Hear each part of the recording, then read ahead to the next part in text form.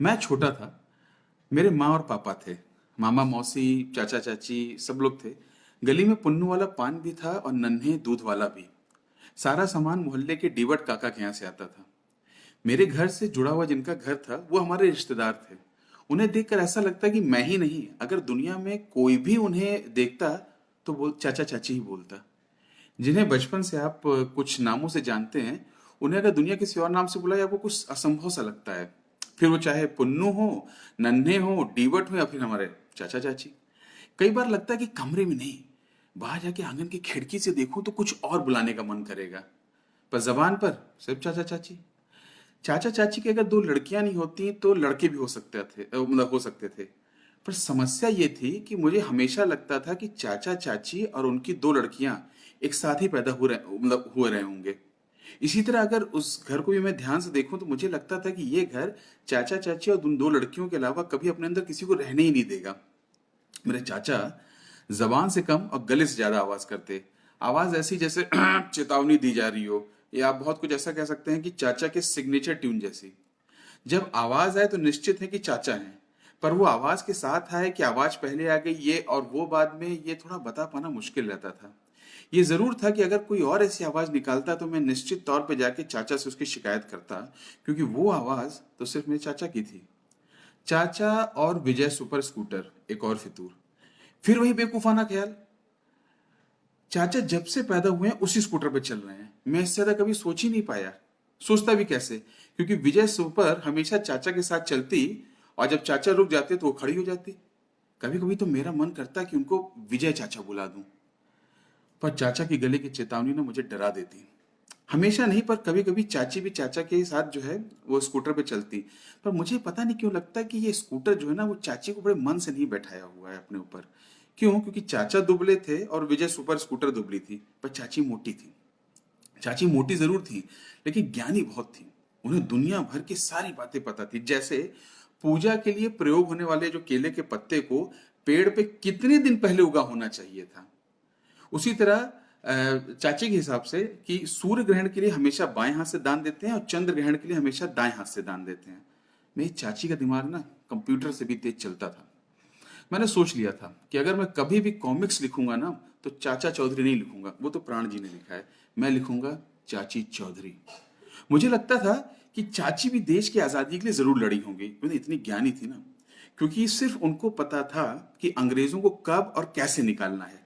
चाची नहीं बोला होगा, सुनो ए अंग्रेज लोग, तुम लोग जो ना 10 अगस्त को मत जाना देश छोड़ के, 15 अगस्त को जाना। हाँ, दिशाशूल नहीं रहेगा। दिशाशूल हमारे होता है कि किसी एक निश्चित तारीख को आप बाहर नहीं निकलते, दिशाशूल रहता है, उस दिन ट्रैवल नहीं करते। तो चाची नहीं बोला 10 अगस्त को, नहीं नहीं नहीं, तुम 15 अगस्त को जाओगे। अंग्रेजों ने भी चाची की बात जरूर मानी होगी, वरना एक चीज बताइए, 15 अगस्त के पहले क्यों नहीं गए? ऐसे क्या खास बात थी? मेरी माँ, मेरी माँ मुखर तो थी ही नहीं कभी भी, पर चाची के सामने तो ऐसा लगता है कि माँ होमवर्क करके नहीं गई और अचानक चाची गरजेगी, ए लेखक की माँ हाथ निकालो हैं, आज फिर से कॉपी खाली। मेरी माँ डर जाती पर हाथ नहीं निकालती।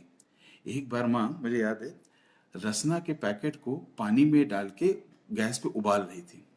आंच धीमी थी, जिससे वो, मैंने पास जाके देखा तो वो पूरा जो वो था लिक्विड द्रव था वो लाल बुलबुलों का दलदल सा लग रहा था। मैंने बोला माँ, पैकेट के ऊपर तो लिखा है कि सिर्फ ठंडे पानी में घोल के रख दो तो रसना बन जाएगा। माँ डर गई। माँ को चाची से ज्यादा रसना कंपनी से ज्यादा भरोसा चाची पे था। माँ ने बोला किसी से कुछ मत बोलना, और माँ ने उसी तरीके से रसना को उबाल के बोतल में भर दिया। वैसे चाची अमीर थी, क्योंकि उनकी सास मरने से पहले ना काफी गहना छोड़ के गई थी।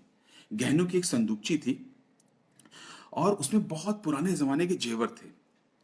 चाची के घर पे एक तहखाना था जिसमें गहने और नकदी रखी थी। पर अगर तहखाना खुला भी होता ना तो डाकू गोबर सिंह उन्हें कभी नहीं लूट पाता, क्योंकि मेरी चाची का दिमाग कंप्यूटर से तेज चलता था। चाची की छोटी लड़की अपनी माँ के प्रभाव में कम और पिता के प्रभाव में ज्यादा थी। वो अक्सर स्कूटर की अगली सीट पर बैठती और मुंह और आंखें बनाकर ऐसे कोशिश करती जैसे स्कूटर चला रही हो, पर स्कूटर खड़ी थी स्टैंड पे। बड़ी लड़की प्रीति जो ना वो ज्यादा सुंदर थी, इसलिए हमेशा बारजे पे खड़ी रहती थी। बारजा हमारे यहाँ जब किसी अगर फर्स्ट फ्लोर पे घर है तो जो बालकनी है उसको बारजा। बड़ी लड़की ज्यादा सुंदर थी प्रीति, इसलिए हमेशा बारजे पे खड़ी रहती थी। और वैसे उस बारजे पे बारजे ने कभी किसी और को वहां खड़े होने से मना नहीं किया, पर प्रीति को वहां पे खास लगाव था। चाचा के दफ्तर में हड़ताल हो गई और चाचा को पैसों की कमी हो गई। गहने कहाँ रखे थे इस बात का पता ही नहीं चल पाया और पैसों की कमी बनी रही। चाची गहनों पर कुंडली मार के बैठी है, मेरे पापा ने बताया। मैंने तुरंत अपनी ड्राइंग बुक में ढेर सारे सोने के सिक्के बनाए और उस पर चाची नामक एक सांप बैठा दिया। पर ये सब अगर छोटी देख लेती तो चाची को बता देती, इसलिए मैंने ये पेज ही फाड़ दिया। मेरा बहुत मन करता है कि मैं गहने तहखाने से खोद कर निकाल लाऊं और चाचा की मदद कर दूं, पर तहखाना कहाँ है समझ ही में नहीं आता था। दोपहर में जब चाची सोती थी ना तो मैं छोटी को एक कमरे में बंद कर देता, उससे कहता तुम 100 तक गिनती गिनो। उस बीच में जल्दी से रसोई में, कमरे में, बिस्तर के नीचे और पूजा के कमरे में भी झांकता, कभी कुछ नहीं मिला। क्योंकि चाचा की फैक्ट्री में हड़ताल हो गई थी, चाचा ने वो अपना बिजनेस शुरू किया और एक वीसीपी ले आए। वीसीपी जब हम लोग छोटे थे वीडियो कैसेट प्लेयर आता था और उसमें एक फिल्म का कैसेट लगता था और फिल्म देखी जाती थी। अब 80 रुपए में ब्लैक एंड व्हाइट टीवी के साथ 3 फिल्में या 100 रुपए में कलर टीवी के साथ। उस समय ब्लैक एंड व्हाइट टीवी चलती थी, कलर टीवी सबके पास नहीं होती थी। 90 रुपए में ब्लैक एंड व्हाइट टीवी पे एक 10 स्क्रीन लग जाती है और 10 रुपए में सब कलर आ जाते। एक रात में 3 फिल्में देखना आपको मजाक लगता है पर था नहीं। अगर नहीं देखेंगे तो सुबह वीसीपी चला जाएगा। चाचा को बहुत सी बुकिंग आने लगी थी और चाचा दिन रात वीसीपी चलाने लगे। चाचा बुधवार को बुकिंग नहीं लेते थे। जब वीसीपी घर पे होता तो चाची हम सबको बुलाकर पिक्चर दिखाती। मामा माँ को गाने अच्छे लगते थे पर चाची के कहने पे पूरी पिक्चर देखती बेचारी। मैं भी देखता, एक बार में 2-3। मैं ज्यादातर मारधाड़ वाली पिक्चर देखता। कोया कोया टैची, डागा, सिंघाल, जिंदाल, मोगैम्बो, पप्पू, चेसिस, बड़े अच्छे नाम लगते। पापा जब मुझे मारते ना मैं इनमें से कोई एक बनकर पापा से बदला लेने की सोचता और माँ कहती तुम्हारी बातों से हमें बड़ा डर लगता है। फिर मैं रोता और फिर माँ मुझे गोद में सुला लेती।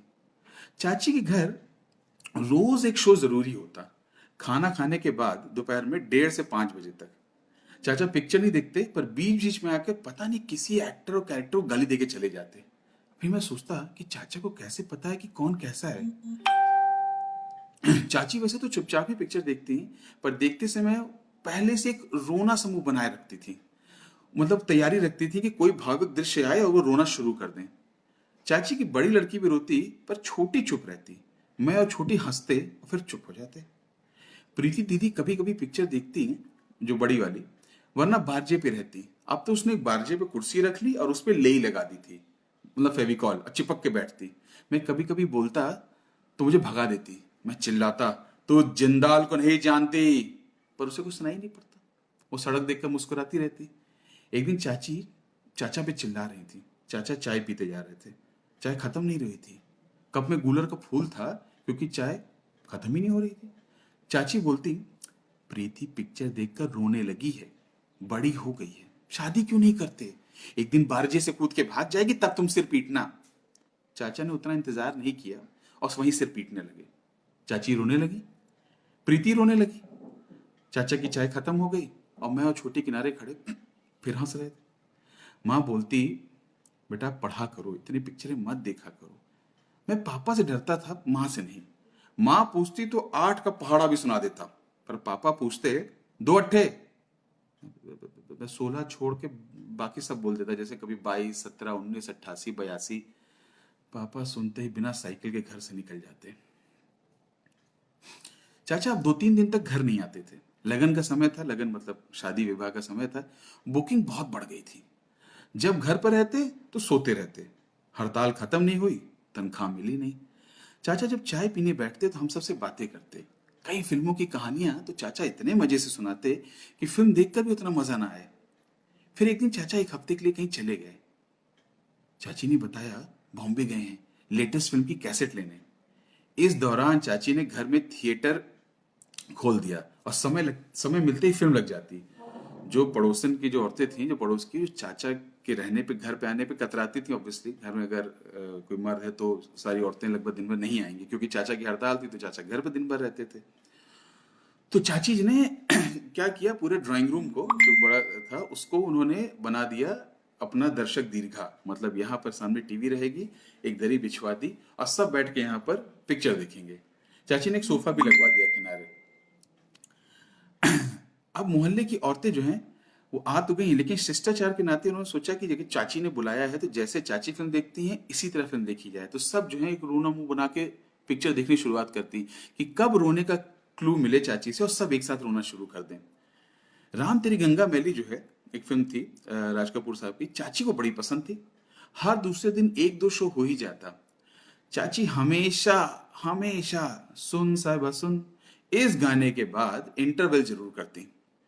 हो सकता है चाची को गुस्सा रहा हो कि राज कपूर ने उनसे पूछकर इंटरवल क्यों नहीं किया, इसलिए वो कहती हम कहती हैं चाय वाय पी ली जाए, बहुत देर से बैठी हैं, और हम कहती हैं गाने के बाद तो पिक्चर रोकनी ही चाहिए। इसके बाद हम सब बच्चों को किसी ना किसी काम से बाहर भेज देती। वापस आने पे फिल्म चल रही होती, पर वहां से नहीं जहां से हमने छोड़ी थी। ये बात आपको तब पता चलेगी जब आप राम तेरी गंगा मैली में सुन साहिबा सुन का गाना देखेंगे, और उसके बाद उसमें क्या होता है ये आपको तब पता चलेगा। वैसे ये सब मंदाकिनी का किया धरा, इस चक्कर में आज हम जब बच्चे थे वो सीन कभी नहीं देख पाते थे। चाची को जो सीन अच्छा ना लगता वो आगे बढ़ा देती और पूछने में बोलती हम तो कहती हैं सीन बहुत बेकार है। चाची थिएटर में मैंने तकरीबन 40 फिल्में देखी होंगी। एक दिन पापा घर आके बोले तैयार हो जाओ, हम लोग फिल्म देखने जाएंगे। माँ और मैं बहुत खुश थे, पर टिकट का दाम देके माँ और पापा थोड़ा उदास हो गए। फिर भी हमने 5 रुपए 45 पैसे में बालकनी में बैठ के निरंजन सिनेमा में गांधी देखी।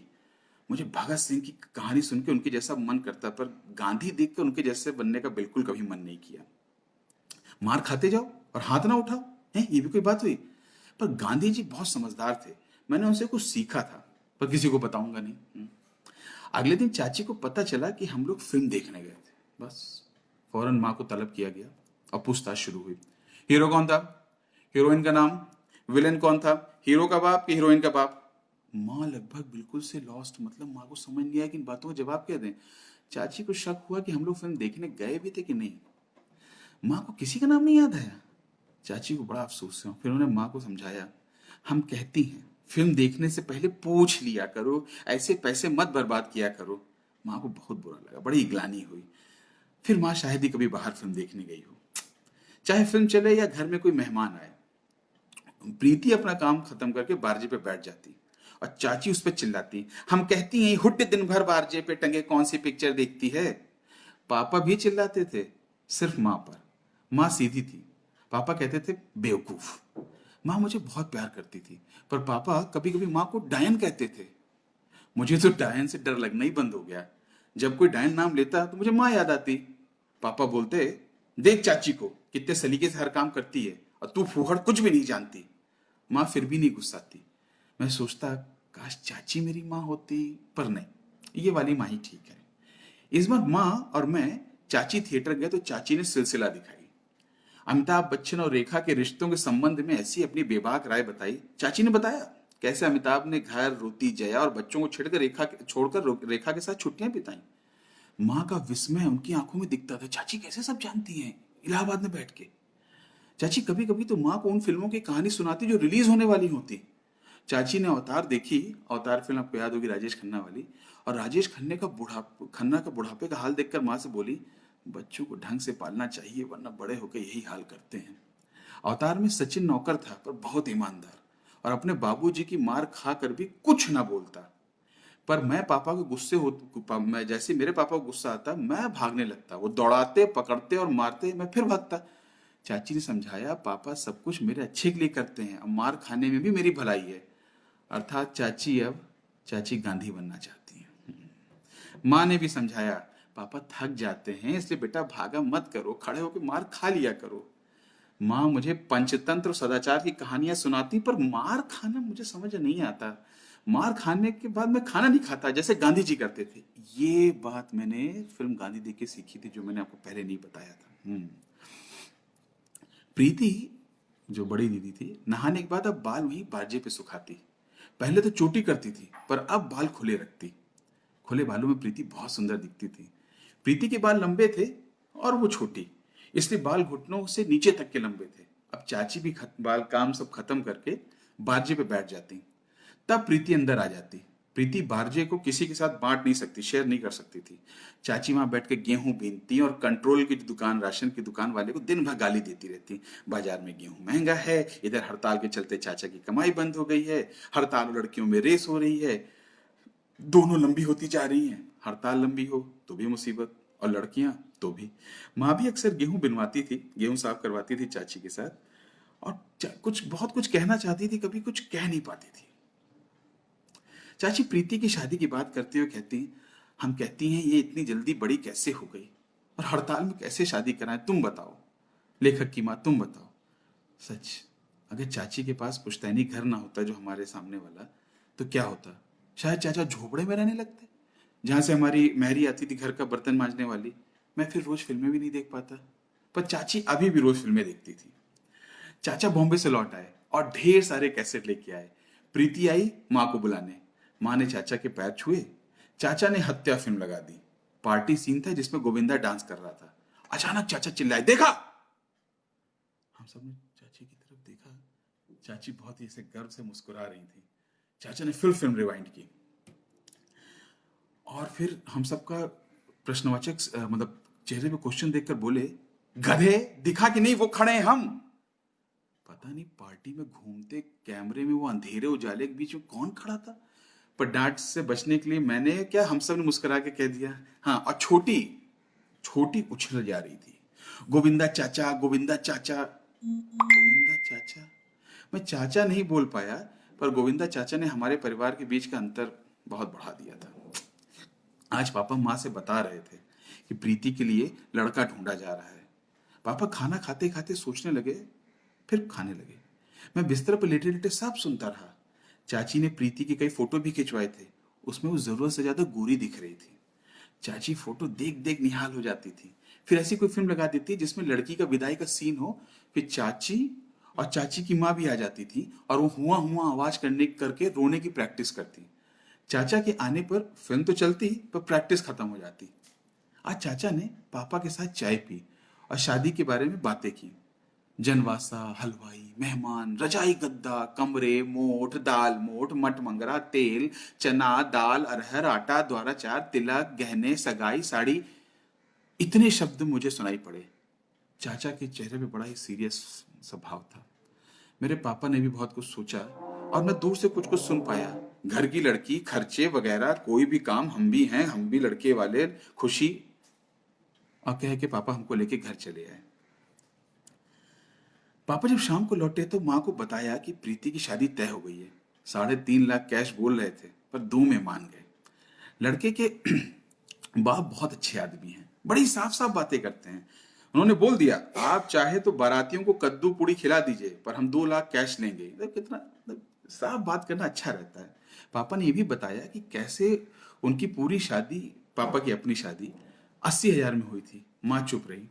माँ रोज सोते वक्त मुझसे बात करती और पूछती, जब तुम बड़े होके इंजीनियर बन जाओगे तो हमको अपनी कार में घुमाने कहाँ ले जाओगे? और मैं सोचते बोलता, अमेरिका। माँ खुश होकर ना मुझे गले लगा लेती। शादी के दिन बड़े गिनती के बचे थे। मेरे पापा के हिस्से में जनवासा, वहाँ का नाश्ता, जनवासा जहाँ पे बारात जब चलती है और आके रुकती है, लड़की के घर के पहुंचने से पहले, उसके पहले तैयार होते हैं सारे बाराती, और उस डांस के लिए, ये देश है वीर जवानों का, तो वो जनवासा होता है। वहाँ का नाश्ता और हलवाई का इंतजाम मेरे पापा का था। लड़के वाले 100 बाराती लाना चाहते थे, पर मेरे पापा के हिसाब से 70 ही ठीक रहेंगे। चाचा ने चाचा ने मेरे पापा को एक अच्छा होटल बुक कराने को कहा। बोला जिसमें गोविंदा चाचा रुकेंगे। चाची को ये बात पहले से ही पता थी, और छोटी सुन के अचानक उछलने लगी, फुदकने लगी। प्रीति ये सुन के खुश हो गई, फिर अचानक उदास। पापा ने पूछा, क्या भाई साहब, आपने हमसे ये बात छुपा के रखी? हम तो घर वाले हैं। चाची ने एक बड़ी कुटिल सी हंसी हंसी। चाचा भी हंसे। अब पापा को हंसना पड़ा। माँ वहां नहीं थी, होने पर हंस सकती थी। चाची बोली, हम कहती हैं इन बातों पे अपनों की ही नजर लगती है, इसलिए हमने किसी को नहीं बताया। चाचा बोले, और हाँ, होटल वालों को मत बताना, बेकार में अखबार वाले परेशान करने आ जाएंगे। पापा मेरे, गोविंदा जी शादी? चाचा बड़े ऐसे, मतलब कि जैसे कुछ हुआ ही ना हो। अरे भाई, इस बार बॉम्बे में मुलाकात हो गई तो हमने न्योता दे दिया, बस बोले, अरे चलिए हम भी आ जाएंगे बिटिया की शादी में। मेरे पापा ने पूछ ही लिया, अकेले आएंगे या सपरिवार? चाचा मतलब देखे, अब फोन पे ये पूछा जाता है कि आप कितने लोग आएंगे। पापा को बड़ा नादानी पे अपने गुस्सा आया कि क्या मूर्खता की बात पूछ ली। रात को पापा ने बताया कि होटल विजय के सुपर डिलक्स कमरे में गोविंदा को रुकवाएंगे। माँ खाना खिला रही थी, रोटी देते हुए पूछ लिया, अकेले या सपरिवार के साथ आ रहे हैं? मतलब पापा ने, मतलब मेरी तरफ देखा। अचानक गुस्से में बोले, हमारे घर में मेहमानों से इस तरह बातचीत नहीं की जाती है, तुम्हारे खानदान में रिवाज होगा, बहनों को ठीक से तो खिला पाते नहीं है, कितने लोग आएंगे। माँ ने डरकर मुझे देखा होगा, पर मैंने आंख नहीं खोली, मैं चुपचाप वहीं लेटा रहा, इसलिए माँ निश्चिंत होकर मेरे पास आके लेट गई। माँ ने खाना नहीं खाया, शायद बुरा लगा होगा, और मैं भी उसी तरह माँ के साथ सो गया। पापा ने बोला, पैर पुजाई में सोने के कंगन और कलेवा में अंगूठी देंगे। माँ ने तुरंत अपनी अंगूठी गलवाने को दे दी। पापा हम लोग को घुमाने ले गए, क्योंकि माँ ने अंगूठी गलवाने को दी थी। माँ ने कुल्फी, मैंने सॉफ्टी खाई। सुबह प्रीति मेरे घर आई और माँ से बातें की। माँ ने मुझे बाहर भेज दिया। अचानक कुछ माहौल जो है सीरियस हो गया। मैंने खिड़की से देखा कि माँ परेशान थी। प्रीति माँ के गले लग गई। फिर माँ प्रीति को लेकर चाची के यहाँ गई। अब मैं और छोटी खिड़की पे खड़े थे। अंदर चाची प्रीति को बाल खींच के मारने लगी, तो माँ ने बचा लिया। माँ प्रीति को घर ले आई और मुझे लिम्का लाने को कहा। प्रीति लिम्का पी के रोती रही। मैंने भी एक घूंट पिया और डकार ली। डकार लेने पे माँ हंसती थी, पर आज मैं अकेले हंसा। प्रीति की शादी तय हो गई थी। मुझे कभी पता नहीं चला कि उस दिन चाची ने प्रीति को मारा क्यों था। बारात कल आने वाली थी। रात भर लोगों ने गोविंदा के ही गाने गाए कि कल गोविंदा चाचा आएंगे तो भानु नाच के दिखाएगा, गीता मौसी हरी साड़ी में, रक्कू मामा सफारी सूट में, चमन भैया शेरवानी में और लब्बो मामी बनारसी में गोविंदा के साथ फोटो खिंचवाएंगी। बारात तो रात 8 बजे आएगी, पर गोविंदा शायद परिवार के साथ शाम 3 बजे तक आ जाएंगे। पापा ने माँ को सुआ पंखी रंग की साड़ी और अपनी टाई प्रेस करने को बोल दिया। फोटो को खिंचवानी थी। गोविंदा के लिए कार सज गई और पापा 2 बजे स्टेशन के लिए निकल गए। चाची ने फाइनल रिहर्सल के तौर पे वीसीपी पर बाबुल की दुआएं लेती जा, बाबुल का ये घर बहना, ये सब गाने लगा दिया और नानी के साथ हुआ हुआ हुआ हाँ हाँ हाँ करके रोने लगी। घर की कई औरतें भी आवाजों में शामिल हुई। रोना अभी जरूरी नहीं था, क्योंकि वो तो विदाई के समय रोना था। चाचा परेशान भाग रहे थे। फूल वाला स्टेज सजाने आया था, पर स्टेज नहीं बन पाया था। बारात रात 10:30 बजे तक आ गई थी। स्टेज सज चुका था। बारातियों को लिम्का पिलाया जा रहा था, पर लिम्का खत्म हो गया, क्योंकि बहुत सी बोतलें जो बाराती आए थे उन्होंने शैंपेन प्रभाव देखने के लिए बर्बाद कर दी। पापा जब तक पहुंचते दौर चार खत्म हो चुका था। पापा जब अकेले कार से उतरे तो सबकी निगाहों में अजीब सी उलझन थी। लड़के के बाप ने, जो प्रीति के ससुर थे, उन्होंने लड़के वाले ने मेरे पापा से बोला, हाँ भाई साहब कैसे हैं? आपने कहा था कि हम सिर्फ खास लोगों को ही बारात में लाएं हैं। 100 आने वाले थे, आपने 70 करवा दिए थे। गोविंदा जी को बुलाइए, हमारे बड़े ताऊ जी को फोटो खिंचवाएंगे। चाचा हंसते हुए मेरे पापा को एक तरफ ले गए और चाचा बार बार रुमाल से मुंह पोंछ रहे थे। पापा इधर उधर झांक रहे थे। चाचा की आवाज सुनाई पड़ी थोड़ी थोड़ी, देर ट्रेन, सेकंड एसी, स्लीपर, पूरा स्टेशन, ट्रेन नंबर ठीक से, स्टेशन मास्टर देखा ठीक से। पापा बेचारे जवाब दे रहे थे, हर जगह, हर ट्रेन 2 से 8 वहीं खड़ा, टीटी, गार्ड, स्टेशन मास्टर, क्या बताएं, फोन। चाचा वापस हंसते हुए लड़के के बाप के पास आए और बोला, जयमाल की रस्म शुरू करते हैं। लड़के के बाप ने पापा को और फिर चाचा को घूरा, फिर अपने ताऊ से बोले, बहुत धोखेबाज लोग निकले ये, बताइए हमसे बाराती कम करा दिए और लिम्का तक नहीं पिला पाए। लड़के के बाप को रस्म निभानी थी, गुस्सा होने की, तो वो गुस्सा हो गए। चाचा ने बॉम्बे फोन मिलाया, पर फोन लगा नहीं, या कहीं किसी ने उठाया ही नहीं, ये शायद लगाया भी नहीं था। चाची और नानी ही छुचक सी आवाज के साथ शुरू हो चुकी थी। माँ नहीं रोई। माँ को पता था कि अभी नहीं, विदाई के समय रोना चाहिए। चाचा, पापा, मौसा, फूफा, भैया, मामा, जितेंद्र, सब लड़के पापा ताऊ जी के साथ घर के अंदर चले गए। थोड़ी देर के लिए सब गाना बजाना बंद हो गया, शांति। आधे घंटे के बाद सब लोग हंसते हुए बाहर निकले। चाचा और लड़के का बाप एक दूसरे से हाथ मिला रहे थे और फोटो खिंचा रहे थे, जैसे समाचार में उस समय ज्ञानी जैल सिंह हाथ मिलाते रहते थे। फिर शादी में खूब मजा आया और छोटी को जूता चुराई में 450 रुपए मिले। सुबह विदाई के समय चाची और नानी प्रैक्टिस के हिसाब से रोई और बाकी औरतों ने रोने को गाने में ढाल दिया, कुछ यूं, हमारे बेटे आलय जा हुआ हुआ जाकर चरिता माँ और पापा भी रोए। चाची ने विदाई की बात शुरू किया।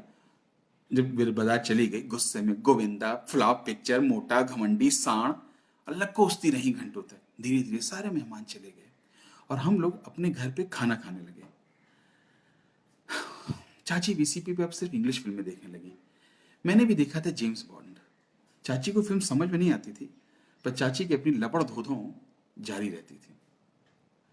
और हमारे मोहल्ले का वीसीपी अभी भी चलता था।